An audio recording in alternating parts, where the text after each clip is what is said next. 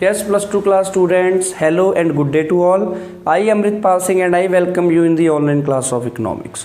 Students, in our previous video, we had started a new chapter which was related with the concept of long-term planning, 5-year planning, in which we will discuss what are its failure, achievements, meaning of 5-year planning, what is the meaning of planning, economic planning and long-term planning. In our previous work, we were discussing about the types of economies in our country, need of economic planning, and in types of economies, we has completed the capitalist economy in which major decisions are taken by the private sector. Okay. Now, in a very quick manner, we are going to discuss what is the second form of economy, what is the second type of economy, that is socialist economy. We have socialist economy, very easy to understand. So it is the one in which there is social, means collective, or public, means which is meant for public, which is done by public, which is for the public. Okay, ownership of means of production and economic decisions are taken by some central authority of the government with the view to maximize social welfare. Students, try to compare both types of economies. In capital economies, major decisions or means of productions are under the control of market forces whose main motive is to maximize the profit.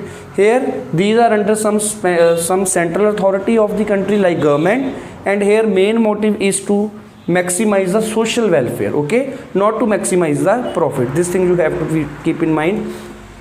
Now, what are its features? Means of productions are collectively owned by the society as a whole. I mean, no single entity, no private firm, no market forces are alone, dominating the market. This thing here it is owned by the society as a whole. Second is, or there is a public ownership of the means of production. So ownership is under the control of public. Like we can say a public means not we are talking about as a public as a mob, but we are trying to convince the government or central authority. Means of production are used in a manner such that social welfare is maximized. In previous capitalist economy, means of productions are used in such a manner that profit should be maximized. Here social welfare is maximized. Okay. Third point, there is a direct participation of the state. In previous capitalist economy, there was no direct participation of the state, of the government in the process of, state means government, in the process of production. The role of government is not merely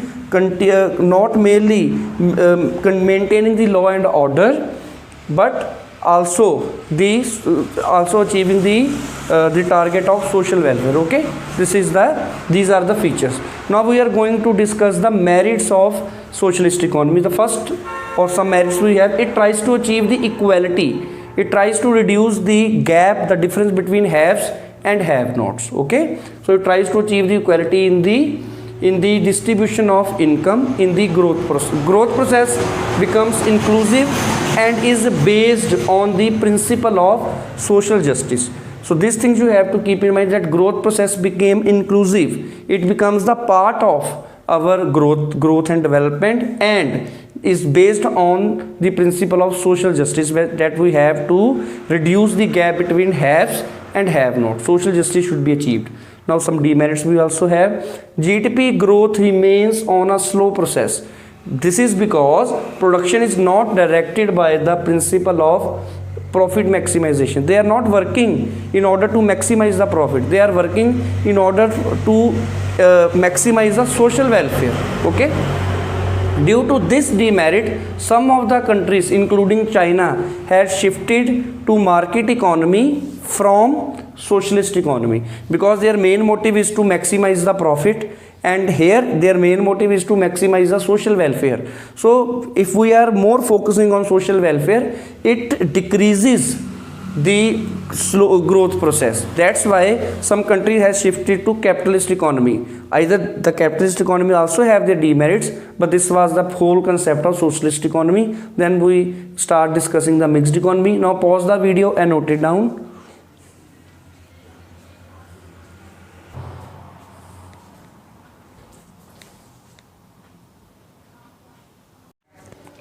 Yes, students. So now we are going to discuss the last type of economy we have, that is the mixed economy. Okay, as the name is speaking by itself, it is the combination of both capitalist economy and socialist economy, having the features of both the economies, having the merits and demerits of both the economies. Okay, now let us discuss. First one is what is about mixed economy. It is the one in which there is a private as well as public ownership of the means of production, means both the private and public sector are working together. Production decisions are governed largely by the principle of profit maximization, but not without checks and balances of social justice. Students, by comparing all the three types of economies, these three things you have to keep in mind, that in capitalist economy our main focus was profit maximization. In socialist economy our main motive was social welfare. But here we have all three. We want to increase our profit also, but keep the check on social welfare also, that the poor people should not be exploited. Okay. Features: means of production are owned by private entrepreneurs as well as the government. So whatsoever the means of production we have in mixed economy, those are partially in the hands of private sectors, partially in the hands of public sector. Okay, both the sectors are working together. Second point is, in the private sector production decisions are governed by the principle of profit maximization, while in the public sector social welfare rules the roost. So what does it mean? So both the sectors, if are working together, private sector will only focus to maximize their profit, and public sector will only focus in order to achieve the social justice or equality in the economy. So both the sectors are working in such a manner that both are achieving their own motive with a view to have a GDP growth in the economy. I am repeating once again, both the sectors are working in such a manner that profit maximization is also achieved. This is our target by the private entrepreneurs, and social justice or social welfare is also maximized with the view of government. Okay. Third is, both private and public sectors play a significant role in the process of production. So whatsoever the production process is there, both these sectors play a significant and important role in the process of production. How? In the private sector they play a significant role because they want to maximize their profit. That's why they take initiative. And government sector take initiative because they want to maximize the social welfare. Okay, so these are the three features with mixed economy. Now we are going to touch the merits. First one is, or the merit, it combines the merits of both the economies, both capitalist economy and socialist economy. One side, GDP growth is encouraged because private entrepreneurs wants to maximize the profit, and second side, social justice and equality are promoted because social justice and equality is promoted because government tries to maximize social welfare. So both the parties are working together, and with the help of these both the parties, all our work is done, because private entrepreneurs wants to maximize the profit, so GDP will be accelerated, and government wants to increase the social welfare, so that is also achieved. So both the work is done in this economy. Okay, so this is our merit. Now the demerits we have. Sometimes the government is often conflicted with corruption, resulted in low output, and obviously corruption is never good for any economy, either there is any sort of economy. So corruption will lead to low efficiency, low output, low productivity. It is owing to this demerit. So due to this demerit, this thing you have to keep in mind, due to this big principal demerit, many economies are now converted into mixed economy. They are gradually opting for privatization of the public enterprises. So public enterprises sometimes are corrupt, so they are shifting to public enterprises. Okay, it may be noted that most economies of the world are now mixed economies with a view to achieve profit maximization and social welfare maximization. So this is our demerit. So most of the countries are now getting this thing. Okay,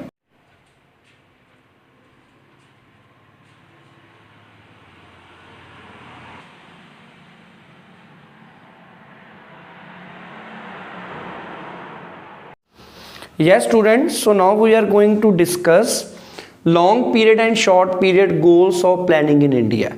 So in the examination the question can be like, what are the long period goals, what are the short period goals, or can be long period objectives and short period objectives.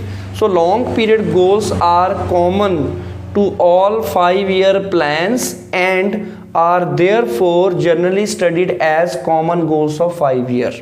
Okay, common goals of 5-year plans or objectives of planning. So these things you have to keep in mind, that long period goals are also called objectives of planning.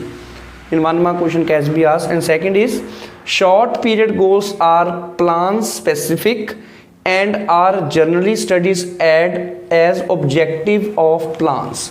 So there is a difference between objectives of planning and objective of plans. So objective of plans are short period and objectives of planning are of long period. Okay, long period means 5-year plan, short period are generally 1 year, 2 year, 3 years, etc.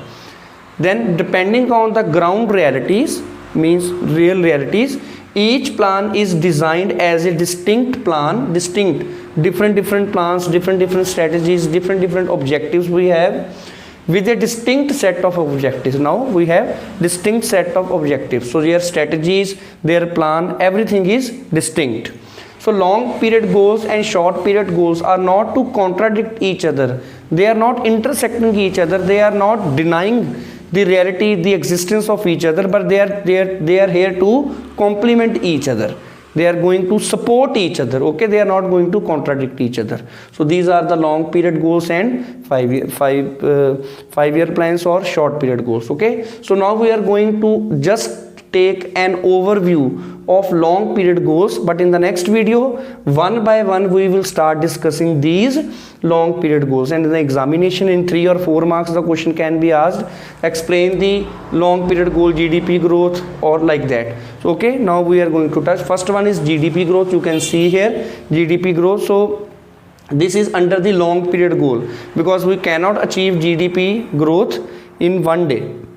Second is full employment. So in our country no person should be unemployed, and we will discuss in a very deep manner that full employment does not mean zero unemployment. There is always some sort of natural unemployment. We will discuss in our next video more deeply. Then how to achieve equitable distribution or equity. So this is also long period goals, that whatsoever the differences in our society is having, haves and have-nots, that how to remove that difference and make an equilibrium in the society. Okay. Fourth point is modernization. Our country should not be should be modernized. Our country should not be using the old outlook, our conventional outlook. So time to time our country should adopt the modern technology so that the pace of production should be accelerated and new technology will easy to give the more output and productivity. And last is self-sufficiency, that we have to grow the food grains in such a huge manner that our country is self-dependent and we are not importing the food grains from rest of the world. Okay, and in a very deep manner, these are very interesting points, and for your knowledge also it will give you immense knowledge. We will discuss in the next video. Okay, and now again I am repeating students, these are not your vacations. Get in touch with your studies, and if you are having any doubt you can call me at the number 9465759157. Okay students, and don't forget, you all are awesome. Thank you very much.